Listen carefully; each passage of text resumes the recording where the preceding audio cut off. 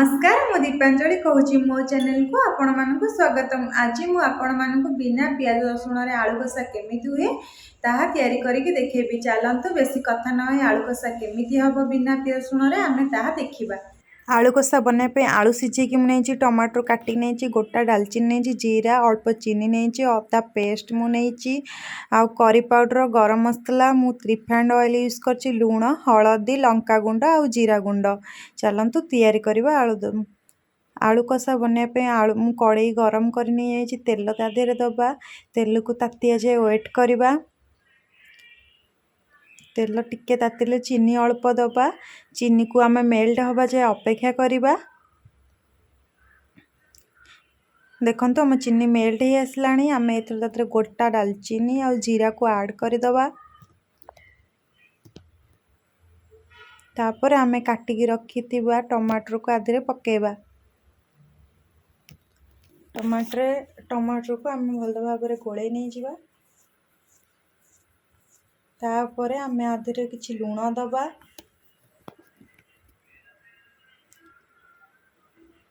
आउ गोटा गुजराती आपण मु बड़ गुजराती नहीं आपण चाहिए छोट गुजराती मध्य ऐड करें। तेजपत्र मध्य नहीं पारे भल कि गोल आम भाजीदबा।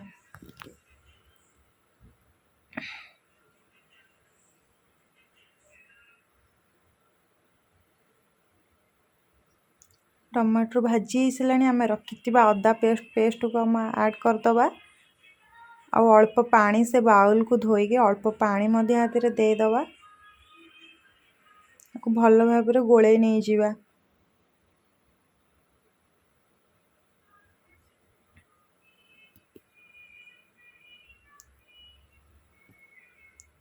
आम आधे लुण दे देथिले एबे हळदी गुंड टिके देदबा आधे।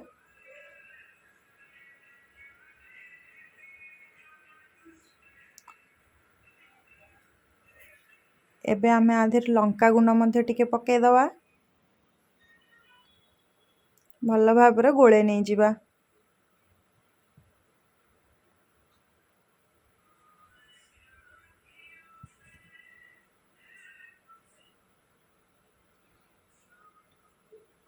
देखो मसला आमर भल कलर आसी तेल छाड़ा आम आधे मत करी पाउडर को जीरा गुंड को देदबा।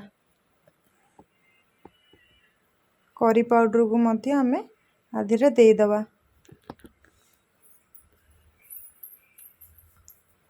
करी पाउडर टी अधिक क्वांटिटी पकेबे ताकू भल भाव टे गोले नहीं जीवा।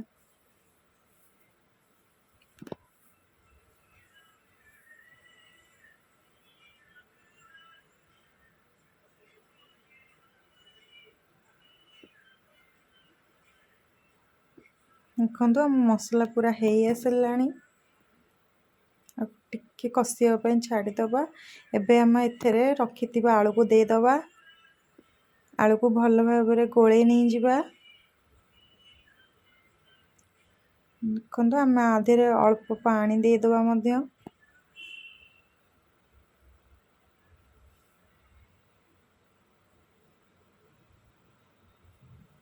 अल्प पानी देकरी आधे कम घोड़ेबा 5-6 मिनट आम घोड़े की छाड़ीदबा।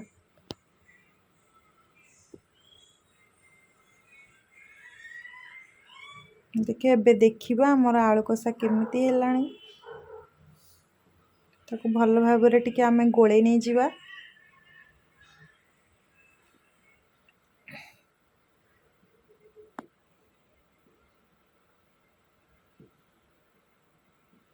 मसला सहित आलू आमर कषे आसला आम एथर अल्प किछि पानी देकरी आउ थे घोड़े छाड़ीदबा। देखो आम आलू कषा हो आसला भल भाव भल कलर भी छाड़ा। आम एथर गरम मसला को आधे देदबा। गैस को ऑफ करदबा गरम मसला को आधे आधे आम देदबा।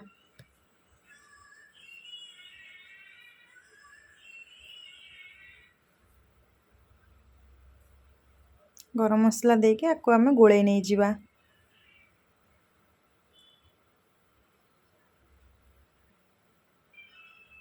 आम आलू कषा हो आसला एथर आम आपन को सर्व करके देखा। चलतु देखंतु हमर गरमा गरम आलू कषा बनिक रेडी हो गलानी। आपण माने एमिति निश्चय बनेकी खातु।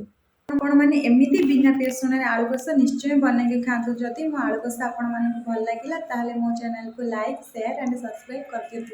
नमस्कार रहिली।